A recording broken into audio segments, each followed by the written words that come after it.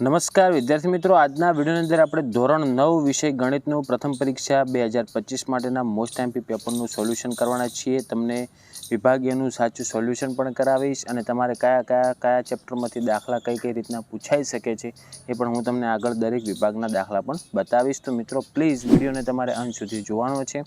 તમારા જેટલા પણ બીજા મિત્રો છે એમને શેર કરજો અને આવા ઉપયોગી વિડીયો માટે આપણી ચેનલને સબસ્ક્રાઈબ કરી દેજો। મિત્રો જો પહેલા પ્રશ્નમાં તમને આપેલું છે, જો વિકલ્પો આપેલા છે તમને 4 ટોટલ, જેમાં પહેલો પ્રશ્ન એવો છે કે 6 અને 7 વચ્ચેની સમય સંખ્યા ખાલી જગ્યા છે, તો એમાં જવાબ આવશે ઓપ્શન બી 39 ષષ્ઠમાંશ। બીજો પ્રશ્ન છે 2x + 3 એ ખાલી જગ્યા બહુપદી છે, તો આનો જવાબ થાય મિત્રો સુરેખ બહુપદી। ત્રીજો છે બંને યામાક્ષો જે બિંદુમાં મળે છે તે બિંદુને ખાલી જગ્યા કહેવાય છે, તો જ્યાં બંને યામાક્ષો મળતા હોય તેને ઉગમ બિંદુ કહે છે। ચોથું છે સરળ કોણનું માપ ખાલી જગ્યા હોય, સરળ કોણનું 180 અંશનું માપ હોય છે, છઠ્ઠા પ્રકરણનો પ્રશ્ન હતો। પછી આગળ તમને આપેલું છે ખાલી જગ્યા, જેમાં પાંચમો પ્રશ્ન છે કે આપેલ સંખ્યાઓમાંથી સમય સંખ્યા કઈ, તો એમાં જવાબ આવશે મિત્રો કાઉન્સમાં જુઓ તમને દેખાય છે √4 જવાબ થશે। છઠ્ઠું છે નીચે આપેલ સમીકરણમાં x ના વર્ગનો સહગુણક કયો થાય, તો એમાં જવાબ આવશે -1। પછી ત્રીજો છે જો તમને નીચે સમીકરણ પણ એનું આપેલ હતું એમાંથી જોઈને લખવાનું હતું, રેડી। પછી સાતમો છે 3x + 5 સમીકરણનું બીજ શું થાય, એનો જવાબ શોધવાનો હતો, તો જવાબ આવશે -5/3।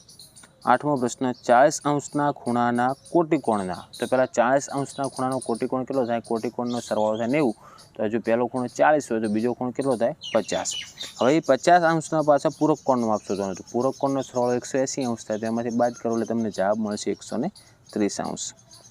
પછી ખરા ખોટા છે, જેમાં નવમો આપેલ છે √2 એ અસમય સંખ્યા છે, તો આ વિધાન કેવું થશે, ખરું થશે।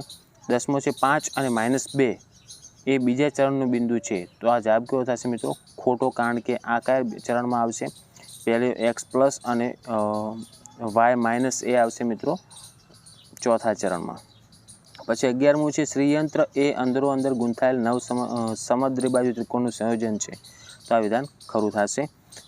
પછી આગળ જુઓ તમારે એક વાક્યમાં જવાબ લખવાના હતા, જેમાં 12મો પ્રશ્ન છે 3x² + 2x², આખું તમને આપેલ છે સમીકરણ, એની ઘાત જણાવવાની હતી, તો જે સૌથી મોટી ઘાત હોય ને મિત્રો એની ઘાત થશે, તો એમાં જવાબ આવશે 4, ટોટલ મોટામાં મોટી ઘાત 4 છે એટલે।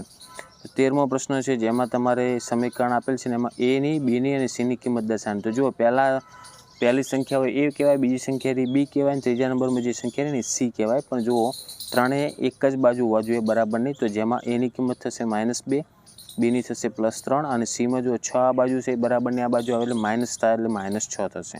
પછી તમારે જોડકા જોડવાના હતા, જેમાં કીધું છે પહેલાં જુઓ ઘન પદાર્થ, તો એને કેટલા પરિમાણ હોય, તો કે 3 પરિમાણ આવે, અને બીજું 15મું આપેલું છે રેખા, તો એને કેટલા પરિમાણ હોય, રેખાને તો એક જ પરિમાણ હોય। પછી વિભાગ બીમાં જો દાખલા કેવા પૂછ્યા છે મિત્રો, તમારે આ રીતના દાખલા તૈયાર કરવાના છે, રીત તૈયાર કરજો, જેમાં એક પહેલો દાખલો આપેલ છે 2 અને 3 વચ્ચેની 4 સમય સંખ્યાઓ શોધો, તો આ રીતના દાખલા તમને સંખ્યા કદાચ રકમ બદલે પણ આ રીતના દાખલા આવશે, છેદનું સમીકરણવાળો પણ દાખલો આવશે। પછી કિંમત શોધવાની છે, જેમાં તમારે જો 64 ને 1/2 અને 9 ને 3/2 ઘાત। પછી વિભાગ આ ટોટલ 24 પ્રશ્નો સ્ક્રીનશોટ લઈ રહ્યો જેથી તમને તૈયારી કરતા ફાવે। પછી વિભાગ સીમાં જુઓ 3 ગુણમાં જ કેવા દાખલા આવે, જેમાં 25મો જુઓ p/q સ્વરૂપવાળો દાખલો પૂછાશે। પછી સંખ્યા રેખા ઉપર √2 દર્શાવો, આ રીતના દાખલા આવે। પછી આવશે 27મો જુઓ, જેમાં તમને બહુપદી આપેલ છે, એમાં p0, p1 અને p2 આ બંનેની કિંમત મૂકી અને એને જવાબ શોધવાના હતા। 28મો છે જુઓ કે નીચેના બિંદુઓ કયા ચરણમાં અથવા અક્ષ પર છે, તો તમારે પહેલાં ચરણમાં તૈયાર કરી નાખવાનું। પહેલા ચરણમાં બંને કિંમતો ++ આવશે, બીજા ચરણમાં -+ આવશે, ત્રીજામાં બંને માઇનસ આવશે અને ચોથામાં +- આવશે। તો એ રીતના તમે જોઈ શકો છો કે પહેલું જે બંને માઇનસ આપેલ છે મતલબ ત્રીજું ચરણ, બીજું છે 0 અને -3, તો y કયા ચરણમાં માઇનસ થાય છે, તો કે ત્રીજા ચરણમાં।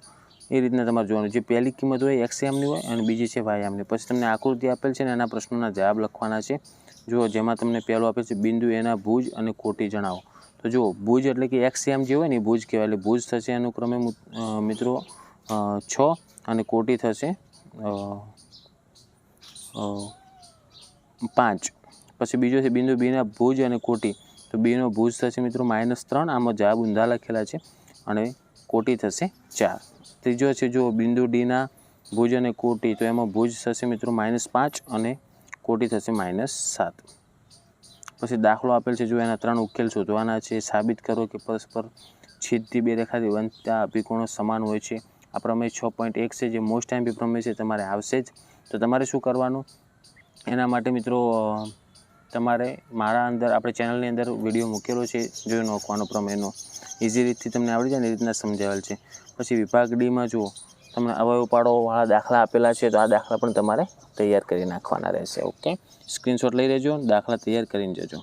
તો મિત્રો આ હતું આપણે ધોરણ 9 ગણિતનું પ્રથમ પરીક્ષા માટેનું મોસ્ટ આઈએમપી પેપર અને એનું સોલ્યુશન. અને આ રીતના તમારે દાખલા આવશે, તમારે રીત તૈયાર કરવાની રહેશે. ઓકે મિત્રો, તો આશા રાખું છું મિત્રો વિડીયો ઉપયોગી બન્યો હશે. તો વિડીયોને લાઇક કરો, તમારા જેટલા પણ મિત્રો છે એમને શેર કરો.